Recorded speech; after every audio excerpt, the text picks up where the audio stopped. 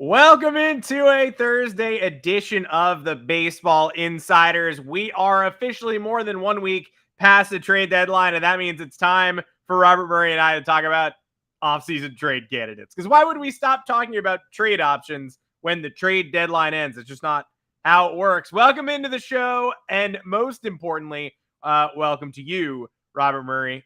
Thanks so much for joining me again, man. Hey, always a pleasure to be here with you. We got plenty of good stuff for today's show. Hopefully, we got some good insight later on, well, throughout the entire show, especially later on in the show. A little tease there. No, we're Yeah, not going to how you do doing? anything. Yeah, we're not going to do anything good up top. We're saving all the good stuff for later on in the show. No, Um, I can promise you guys this: we got some good stuff today. So, Adam, most importantly, how are you?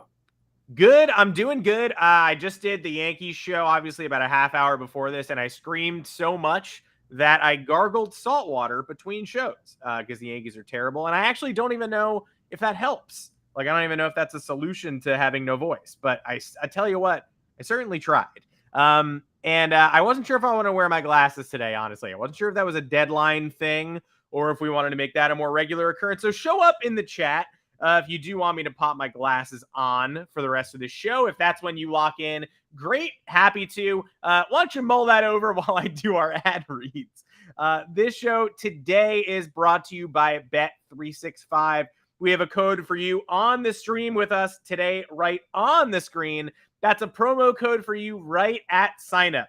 All you have to do to get that code with to get our offer with Bet365 is deposit $10 and place a $1 wager on any sport. Just $1 and on any sport. You will instantly receive $200 added to your account in bonus bets, whether you win or lose. All you have to do is use the code BASEBALLIN at sign up. By using our code BASEBALLIN, again, right there on the screen, recommend you join us on YouTube for that reason. You not only receive the $200 in bonuses, but you will also be directly supporting the podcast, and we need your support right now. So if you haven't signed up for Bet365, join with the code BASEBALLIN and place that first bet. This offers for new customers who are 21 plus and physically present in most legal gambling states. Please remember to always gamble responsibly. Check the episode description for the full terms of the offer. And that's not all. If you have, if you have a question for us that didn't get answered on a show, you have a thought starter you want to see on the show, if you want access to Robert between shows, or you want access to me, you probably don't want that. But if you do, you can get it on our private Discord channel, which you can gain access to by becoming a member with us on YouTube. It's just a 99-cent paid subscription, and you get full access to that Discord channel. We've seen a lot of comments lately, people saying, they're not sure how to join it. They're not sure how to get on in there. Leave your comments anywhere other than today's chat on the show, because those go away when the episode ends, but your comments anywhere else will be addressed by our staff. That we can promise you. Drop it on my personal socials, DM me. I'll forward it to the people who need it. That's how it goes. So just make sure to drop your questions anywhere. We'll address them after the show. Woo, that was all a mouthful, Robert. Now let's talk trades. Let's make it happen, dude. Should we just jump right on into this thing? Let's jump right into it. We obviously got a lot to talk about, stuff that already happened, stuff going on in the world of baseball. And I think before we get into likely off-season trade candidates, people who've set themselves up well to be dealt by the action of this deadline, I do want to shout out Michael Lorenzen first. Because what did we say all of last week and the prior month? Like, the number one difference maker might not be the blockbuster trade that occurs at the deadline. Steve Pearce was the Boston Red Sox World Series MVP in 2018. Last year's Phillies run does not happen without David Robertson and Brandon Marsh. Not only does it happen sometimes, it happens with regularity. The Phillies go out and get Michael Lorenzen for one middle infield prospect. And guess what? 8 innings in his first start and a 125 pitch no-hitter at home in a magical night in Philadelphia last night. It just, magic happens sometimes. No, it absolutely does. And it is the deadline additions that are not the ones that don't take up all the headlines typically are the ones that have the biggest impact. And Lorenzen, he was still one of the bigger players that was moved because it was just like not that deep of a trade class this year. But he kind of flew under the radar still. And that was a really big addition for the Phillies because they needed another starting pitcher. Dave Dombrowski has always prioritized pitching. They identified Lorenzen as a fit, And so far, it has gone about as well as they could have ever imagined. Watching the videos from the stands of his family last night as he got the no-hitter was freaking awesome. And his entire story has been one of perseverance, because when he was with the Reds, he wanted to be a starting pitcher, but he was just never really got the opportunity to do so. When he was with the Angels, he struggled, obviously. And he almost resigned back there this year, actually, but ultimately ended up going to the Tigers. And Scott Harris was the driving force behind that pursuit, both in Detroit, but also in San Francisco in the last couple of years. He's a player that Harris has really liked, identified as a guy who could be meaningfully better than he was in both Anaheim and Cincinnati. Had a really strong start to the year, made the All-Star team, and then now got traded to Philadelphia and had a no-hitter. I think it's one of the coolest stories in baseball. And Lorenzen, who is a free agent at the end of the year, is in line to get paid. He's going to end up he's going to have a lot of suitors. Yeah, my lock of the century is you are going to see a lot of Michael Lorenzen costumes in the greater Philadelphia area this Halloween. Playoff pursuit, early camaraderie with the fan base, talked immediately after that game about like, hey, how many cities in America are there where the fans are this much a part of a game like this? You watched that game yesterday. They were on every pitch. That last pitch of the no-hitter was a grade A hanger, but you know what? Sometimes magic is on your side. Dom Smith pops it up into center field, and we get a truly indelible baseball moment. I don't know if Michael Lorenzen is going to throw 8 shutty every time he toes the rubber for Philly for the rest of the season, but I know he helps a lot. And I know a lot of people did not dedicate their deadline coverage to analyzing whether Hao-Yu Lee was an overpay or Lorenzen could level up or whatnot. And now might be one of the most important people dealt last week. Oh, he absolutely was. And you can see his importance now in Philadelphia, both in the rotation and just like that entire team overall it's got a different feel to it. And you see it with Lorenzen, you see it with Trey Turner. That standing O, I'm telling you, I said it the moment it happened. I said I'm on the record on this podcast. That was the moment that changed his season. I think he is going to end up being a guy you watch, and he's going to end up having a pretty big second half of the year. And I think that Philly team with Lorenzen, with that rotation looking better, with Turner performing much better, that's a scary team in the National League. I think that's a team that both the Braves and the Dodgers have to really look out for. That is the number one wild card right now for a reason, and they are only gaining momentum. Let's get into this offseason. Take a time warp forward. The poll is in, by the way, on whether or not I should wear glasses for this show. Almost unanimous yes. So I'm going to go put them on. But guess what? Somebody voted no. Hey, if you voted no, justify it in the comments. I wonder why. Only one no vote, though. The plurality says yes.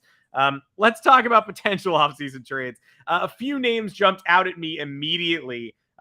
You dropped a hammer on this exercise. And so let's finish with the name that you added at the end, because I feel like how could we not? But in terms of people I'm already looking at their availability, Pete Alonso has jumped to the front of my line personally. Obviously, the names that were rumored to get dealt at the deadline but didn't are fully in this conversation. That's Dylan Cease. The White Sox did not get the haul they were looking for there, maybe. That's Alek Thomas of the Diamondbacks. You and I talked about that. They got rid of an outfielder last offseason. They're probably going to do it again this offseason as they actively take money out of my FanDuel account by now being under 500. But that's beside the point. But Pete Alonso, probably the most important. The Mets get rid of Scherzer. They have a tough conversation with him. The Mets get rid of Verlander. They have the same conversation with him. Alonso and the Mets didn't really seem to be talking before the deadline, which is why my red flags are up. Yeah, they had conversations in the offseason, but they didn't really go anywhere. And I don't know if Alonso did not want to talk about an extension in season. So I don't necessarily know if that was a reason why we heard little chatter there whatsoever. But the fact that they listened to inquiries and they were not turning teams away, I think that was just them doing their due diligence in case someone blew them away.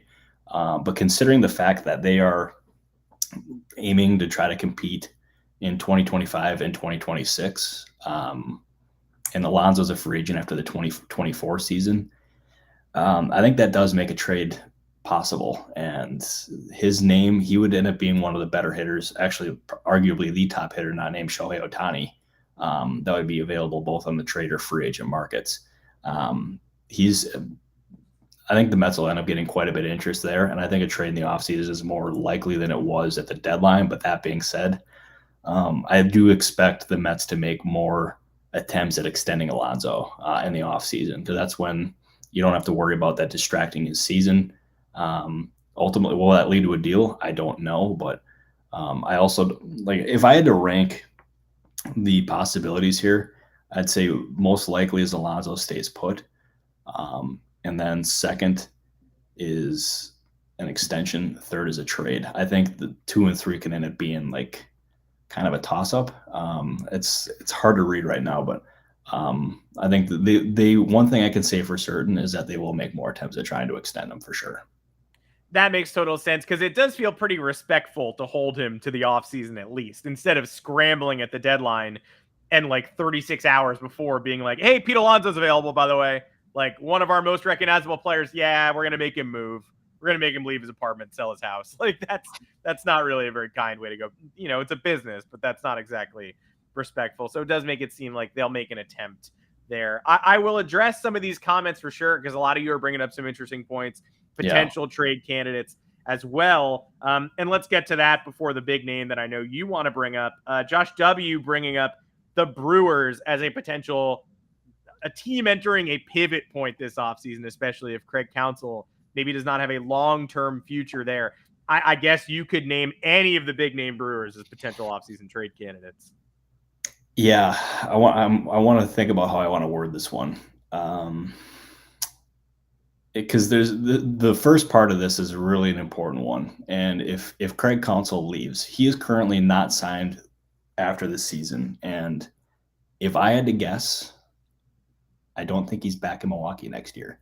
And that would be a huge blow. He's one of the best managers in baseball. And I don't know exactly how they go about replacing him. And that would end up having an impact on their long-term future in terms of what that season, or in terms of what their next couple seasons would look like. And Corbin Burns and Willy Adames are both free agents after the 2024 season. And I think both of those guys are players that the Brewers should absolutely entertain listening to trade inquiries. I know Matt Arnold, their GM, made it crystal clear that they were not going to trade him or trade either player at the deadline.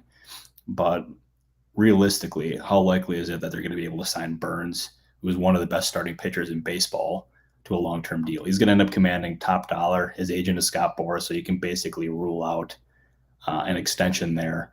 Willy Adames loves it in Milwaukee, but I know he struggled this year, but he's still one of the better shortstops in baseball and can end up pricing himself out of there too. And if you can't extend those guys, then I think trading those guys and getting a haul in return, because they'd have one full year under contract, is something that they need to entertain. I would not rule out either. I don't think they would want to trade either, but they might be put in a position where they have to consider it. And I see Trevor D asking about Counsell and Stearns to the Yankees, or I know there's been rumors about both those guys going to the Mets. If Counsell doesn't return to Milwaukee next year, I wonder if he takes a year off. That's just my speculation. But he's watching his son play baseball is something that's really important to him. And I think that's something that'd be really kind of important in the front of his mind in making that decision. So I would not get your hopes up there.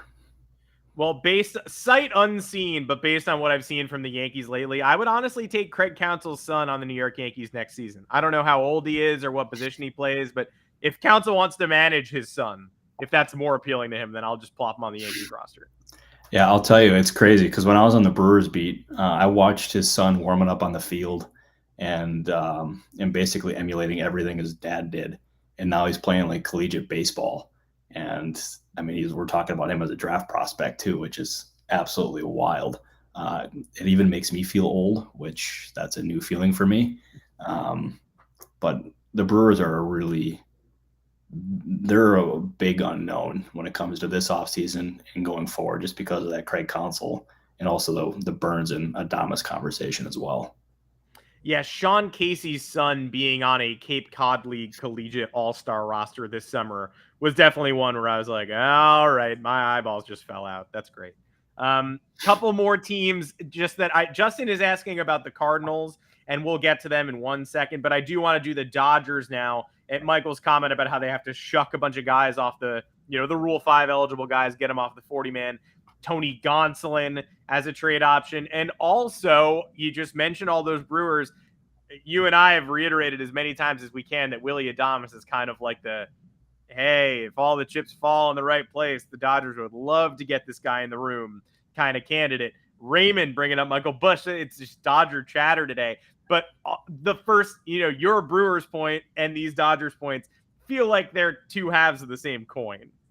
Oh, they absolutely do. And Willy Adames is a player that the Dodgers have long really liked, and rightfully so. He's extremely talented. I think those that's the thing though, is with the Dodgers, like their prime focus is Shohei Ohtani. Like that, it's no secret that they covet Ohtani. Is it possible that they can end up pulling off all three? I would say extremely unlikely, but it's the Dodgers, and they did not spend big last offseason. They did not spend big at this trade deadline. Maybe they have the flexibility. I don't know, but I think surely it's something they're going to consider, but their primary focus is solely on Ohtani. Solheim. Well, we'll let that. I can't wait to do 3 months. We had the Ohtani tracker in the podcast before the deadline for a little bit. Then Artie Moreno was like, I already told you, numbskulls, I'm not doing that. And we're like, all right, fine, take it out. We're going to have an off-season whirlwind of Ohtani content. I'm pretty pumped. Oh, we are absolutely going to have a whirlwind of Ohtani coverage. It is going to be, we're talking the biggest free agency in baseball history. People are probably going to end up getting sick of it at some point, but to me, there's not enough coverage, or there's not going to be enough coverage just because this is like a historical free agency. I truthfully cannot wait. My sleep schedule, on the other hand, is dreading it. I'm very curious to see who gets the Ohtani scoop. I'm giving it my all. Hopefully we can scoop past in Rosenthal and Heyman on this one. I tell you what, I'm not really trying, so I'm ducking out of that race. Hopefully it's gonna be one. I thought you were the mystery reporter who had a shot at breaking it. I mean, look, I have every team in my drafts right now, and I'll just probably fire one off once somebody else breaks it, and then credit them. But yeah, I don't have it. You know what? I believe in you, Adam. I think you're gonna end up shocking the world. Can't wait. I can't wait either. That would be great if that did happen. You mentioned, obviously, we're going to be doing a ton of Ohtani. Some people might get sick of it. I look at it the same way, though. I don't remember whose quote it was, but he's basically saying, I play hard. I think it's Luke Gehrig saying, like, I play hard because every day there's going to be someone in the stadium who hasn't seen me play before. It's the same thing. It's like every day there's going to be someone who has not already watched us talk about Shohei Ohtani. So we're going to talk about it for that guy, or girl, maybe. Depends on how much of an insider you are. But I think I don't know. Whoever you are, we're going to give you our best shot in case you've never watched us before. No, that's exactly right. Everything that Adam just said, I echo that 1 trillion%. Well, let's get it. Let's get weird, as you love to say. Before we go into your bomb and a little bit of the drama from this week, what about St. Louis? Because we had Goldschmidt and Arenado watch too, heading up to the deadline. Eliminated that about a month before Ohtani, but they traded their rental pitchers. They traded, your Jordan Hickses and Jordan Montgomerys of the world, but Tyler O'Neill stayed. Carlson stayed, Alec Burleson stayed, Newt Barr stayed, Tommy Edmonds stayed. There's a lot of pieces there. The Cardinals do not feel like your typical last place team because I feel like I like half the roster, and so does a lot of the rest of baseball. But they've still got some decisions to make, even if they don't go top tier and shop Arenado. Yeah, I said it at the deadline, and I'll say it again. I will eat a shoe if the Cardinals trade either of those guys. I don't see Ohtani, or I don't see Goldschmidt or Arenado going anywhere. So, I'm not expecting that to happen. But I think the other tier guys of like a Dylan Carlson or Tyler O'Neill are more realistic. Carlson was the topic of a lot of trade conversations at the deadline, especially with the Yankees. And I think he's got probably the best shot of that entire group to get moved. And the Yankees' interest, it was sincere. And that was exactly the kind of player they're looking for. They're looking for an emerging young outfielder who was controllable, cheap. I don't necessarily know what they would have given up in return, but he fits the exact profile what they're looking for. So I think Carlson of that entire group is the name to watch. And Brian Cashman will be the person pulling the strings on that deal, because we learned this week that he is supposedly safe. Who else is safe in the Yankees front office? I'm not totally sure on that. Will they be shopping for potentially a new manager? Could be. I don't know. Hey, Could be. I actually don't know the answer to that, so I don't think anybody does at this point. No, I'm not the guy. I'll tell you when I know. But Bob Clappish said basically this. He actually said on the Michael Kay show that if the Yankees finish 4th or 5th, that Boone's job could be up for debate. Buddy, I hate to break it to you, they're gonna finish 4th or 5th. They're not good. So there you go. No, they're in trouble. That entire yikes, no bueno. That roster construction, no bueno. No, not good at all. I mean, obviously, a burner. You're saying what I would do. I would elevate Brian Cashman to be GM emeritus and hire, somebody interesting, fresh below him. But yeah, I don't know. That feels like not how Steinbrenner's. He's not a confrontational boy. So we'll find out more. You have a team on the opposite coast falling apart, though, that you want to mention before we leave the offseason trade candidate conversation. So I will clear the floor for you now. Yeah, I'm gonna preface this. This is on the very, very, very unlikely end. But teams are surely going to be asking the Padres about Juan Soto. They got plenty of inquiries on both Blake Snell and Josh Hader at the deadline. And according to Dennis Lin of The Athletic, they came closer to moving Hader than they did Snell. And considering the Padres' struggles this year and the fact that Soto is going to be entering free agency after the 2024 season, it makes a trade a little bit more likely, but it's still very unlikely. The Padres, they coveted Soto for the longest time, and they ultimately got him last year, and they gave up a 6-player haul featuring plenty of their top prospects, and they're not going to be in any hurry to sell him whatsoever. But to whatever team or whatever teams miss out on Shohei Ohtani, I wonder if they end up pivoting to trying to target Juan Soto in a trade. Just a thought that I had. But some team is going to be desperate for star power, and you never know, especially with AJ Preller. He's about as big of a wild card as there is. So I guess you never know. But I think, in ranking the most likely outcomes again, one, I think it's the clear favorite is that Soto stays put. And then I think an extension is about as unlikely as it gets, considering he turned down $440 million. That was none of which was deferred. And his agent is also Scott Boras, who never does extensions in season and prefers that players establish their value on the open market. And then number 3 is a trade. Plenty of teams are going to be asking. I just don't see it happening. So I listed him as a possibility, even though it's a really slim one. We were talking earlier, though, Mark Powell in the comments asking, your thoughts on the Padres drama. We were talking in the Discord. If you have not joined that Discord, you can get an early peek at what we do talk about. Juan Soto added to that drama a little bit, talking about the Mariners series, saying, quote, days like this series, we just give up. Like, literally, we just give up instead of grinding, instead of keep grinding, keep pushing. I mean, that's an eye-opening quote. That does not really sound like somebody thrilled with the way that his roster is behaving at the moment. I don't know, folks. Yeah, I don't know either. But I'll tell you, there's trouble in San Diego with those comments. Not good. Not good at all. I mean, I'll leave it at that. I'll leave it at that. Not good at all. Bad. Obviously a burner. Yes, the Discord is YouTube members only. We recommend that anybody interested in joining, hanging out with us in between, become a YouTube member.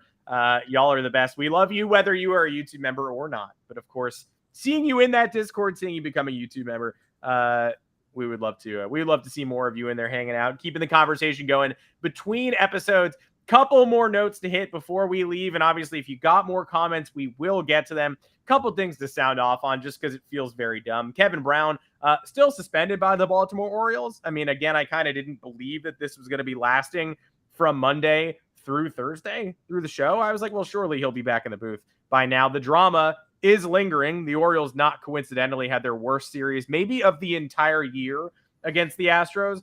blowing a 6-2 lead late in the first game and allowing a grand slam to change the victor in the 9th inning, then getting bludgeoned yesterday. Today, the Astros leave the bases loaded in the 9th, so the Orioles escape. Congratulations. You got John Singleton out, but they almost blew all 3 of these games.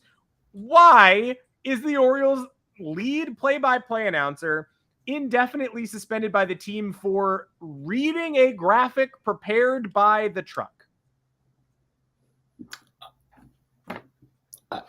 I got nothing. Like, that was, I remember reading that story and I thought, what the hell? I thought I was missing something. I read it 5 times over, and then I saw the entire internet, or the entire internet react the exact same way that I did. And it was about as baffling of a suspension as you could have ever envisioned. And it's totally just, it's malpractice by the Orioles' ownership there. And it should have never happened. He should have never been suspended. He was only reading the graphic. He was only talking about basically how far the Orioles have come in their previous series against the Rays, where the Rays have essentially owned them. Yeah. And now the Orioles are like much better. He's only merely pointing out facts, and they suspended him indefinitely for it. There is no surprise whatsoever why we've seen other broadcasters, why we've seen other fans, especially Orioles as fans, go out and support and chant "Free Kevin Brown" throughout the stands. Like, it should have never happened. It makes the Orioles' ownership look really bad, who owns MASN. Yeah, I'm not kidding you. That's probably the most baffling suspension that I can recall since I've been a sports fan, basically. It's just, as I said, it's malpractice. 100%. I'm sure everyone had a similar experience, but when Awful Announcing, I think it was, dropped the clip that he was suspended for, I think everyone probably thought, oh, that's the wrong video. They uploaded the wrong video. It was just Kevin Brown. The same thing. Yeah, I mean, how could that possibly be it? It was just him saying the Orioles' record over the last couple of years here isn't very good. Also, that was by design. They lost a lot of games on purpose for a few years. Like, I guess you do it brazenly, but then you won't let your announcer admit that that's what you were doing. And it's an inspirational story. He's saying things have turned around. He's not saying this is the 2019 Orioles. It's baffling from all angles. Oh, it absolutely is. It should have never happened, and they need to correct that mistake ASAP. And I'll tell you what, if the Orioles aren't going to welcome Kevin Brown there, I can think of 29 other teams that will. He's a really good young broadcaster, someone who's extremely talented, great dude. I have not talked to him before, but we have mutual friends who just rave about him. And yeah, there's going to be other teams that are going to value him and treat him with the respect that the Orioles clearly are not showing him. So it's really disappointing. Yeah, free Kevin Brown. I'll take a free Kevin Brown. Me and the other 29 other teams. We'll grab that guy. And saying it has not been rectified yet. I wanted to flag something that came across my feed this week that I think was kind of under discussed was the schedule change in this year's postseason. I don't know whose idea this was or why, for convenience's sake, but it seems like the National League Division Series, you're getting a break compared to the ALDS. The American League has typical off days. Obviously, it goes 2-2-1, so there's an off day after game 2 in the AL and an off day after game 4. Normal. You got to travel. The NLDS, those teams are getting an off day after game 1 and then again after 2 and again after 4. It's obviously all NL teams playing on an equal playing field there, but once you get to the World Series, depending on when teams close out their series, we could see a major National League advantage here. Yeah, that's immediately when I saw that. I thought that's a huge break for the National League, and the Braves specifically entered my mind as a team that was a real, I don't know, it's going to end up benefiting them or some other National League team somehow. But I had the same exact reaction as you. Like, that clearly seems like it favors the National League from a rest perspective. And the Braves, who we all agree are our current favorites in the National League, potentially in all of baseball, have seen their ERA climb in the second half this season. The pitching has struggled. Spencer Strider, ERA all of a sudden up at 3.94. The Ks are still going to drop your jaw, but the ERA is rising. The Braves could use a breather, and they might just get it. Oh, they absolutely will. They will get it, and I'm telling you, that's going to end up like in terms of postseason stuff and managing, managing rosters and specifically like pitching staffs. I think that's going to end up being, especially for them, a really important one because if you remember, they tried adding a starting pitcher at the deadline, they came up empty, and now they're going to be able to rest their guys properly, so they're not pitching at short rest. And I think that's going to be an off-season storyline we're going to be watching and talking about quite often. Agreed. Gonna be deeply odd, but I'm ready for the playoffs. I must admit, maybe because the Yankees are fully non-participatory, but I am certainly ready for October.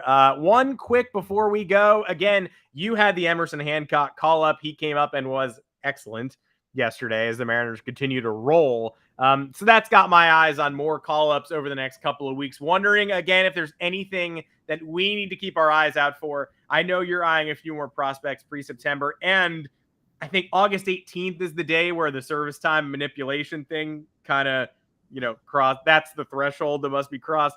Feels like we're going to get Everson Pereira up on the Yankees right after that. They're floating that trial balloon. I wonder if there's anybody else you're hearing who could be up sort of right after that August 18th line.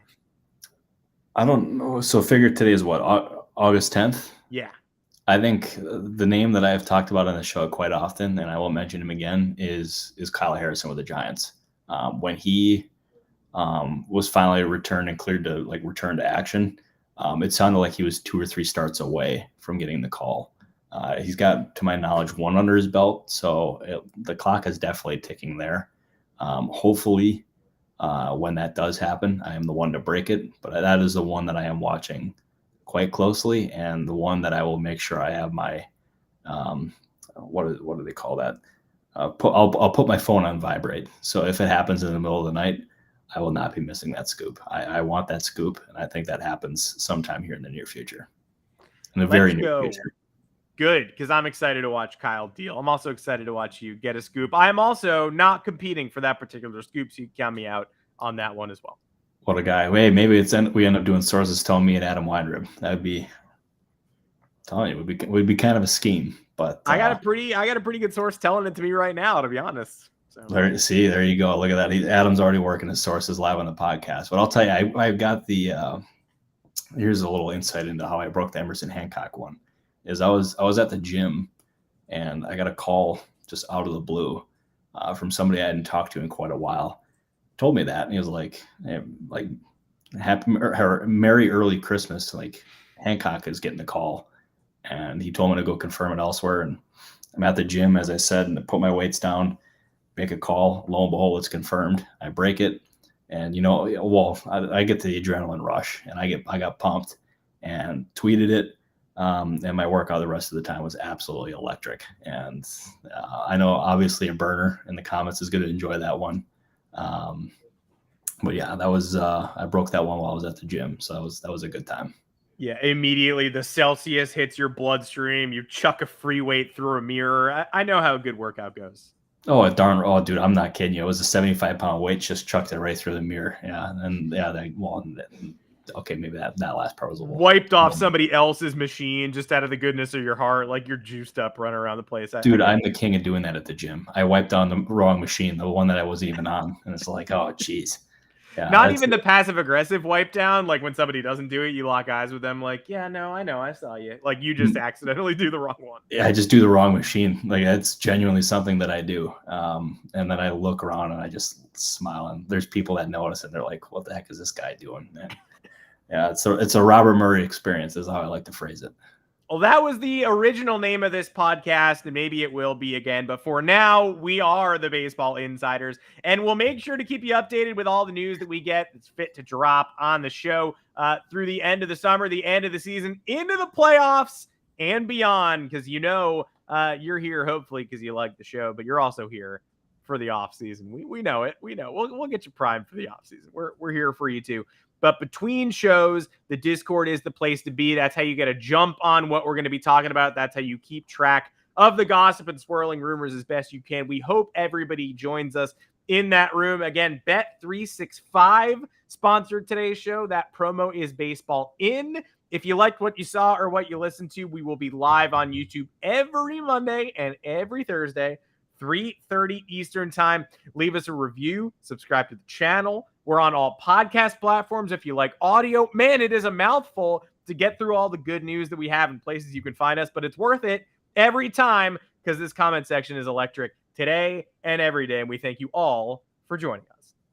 I echo everything Adam just said. We appreciate everybody watching, commenting, tuning in, watching us, and putting up with me and my my gym tangents. But no, Adam, we'll see you at Monday. We'll see you Monday. We'll see everybody in the comments Monday. Thanks for joining me, Robert. Thanks for joining us, everybody who brought the heat today in the comment section. And we will see everybody for fresh episodes next week. Thank you, everybody.